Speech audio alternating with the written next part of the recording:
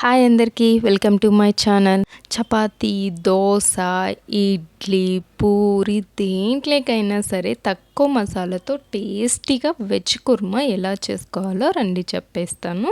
First cooker తీసుకొని మీ దగ్గర ఏ vegetables ఉంటే అవి తీసుకోండి. నేనైతే carrot half cup, potato 3/4, yellow pumpkin గుమ్మడికాయ ఎల్లోది అది ఒక 3/4, బఠానీ హాఫ్ కప్, అలాగే బీన్స్ హాఫ్ కప్ వేసేసుకొని పసుపు కొంచెం, ఉప్పు కొంచెం వేసుకొని వాటర్ కూడా అవి మునిగేలాగా వేసుకొని 3 విజిల్స్ పెట్టుకోవాలి. ఆ విజిల్ వచ్చేలోగా మనం మసాలా ప్రిపేర్ చేసుకుందాము. ఫస్ట్ జార్ తీసుకొని జీడిపప్పు ఒక 6 తీసుకున్నాను. జీడిపప్పు లేకపోయినా మీకు నువ్వులు కానీ గసగసాలు కానీ దాని ప్లేస్లో వేసుకోవచ్చు. అలాగే తెల్లగడ్డ, అల్లం, కొబ్బరి కొంచెం, పచ్చిమిరపకాయ, అలాగే కొంచెం వాటర్ వేసుకొని బాగా పేస్ట్ చేసుకొని పక్కన పెట్టేసుకోవాలి. ఇప్పుడు కుక్కర్ విజిల్స్ వచ్చేసాయి కాబట్టి ఒకసారి చెక్ చేసుకోవాలి.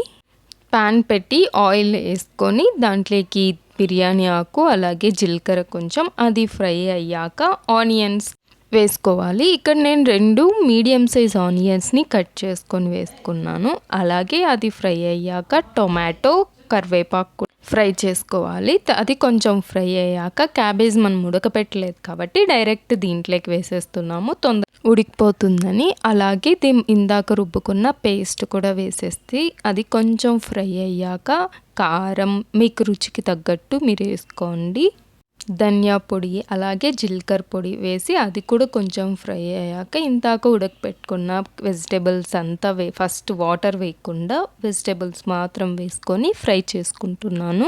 అలా మసాలాలో వెజిటేబుల్స్ అంతా కొంచెం ఫ్రై అయ్యాక పుదీనా కూడా వేసి ఫ్రై చేస్తున్నాను. ఇప్పుడు మసాలా వెజిటేబుల్స్ అంతా ఫ్రై అయిపోయినాయి కాబట్టి నేను వాటర్ కూడా యాడ్ చేసేసుకొని కొంచెం ఉడకపెడుతున్నాను.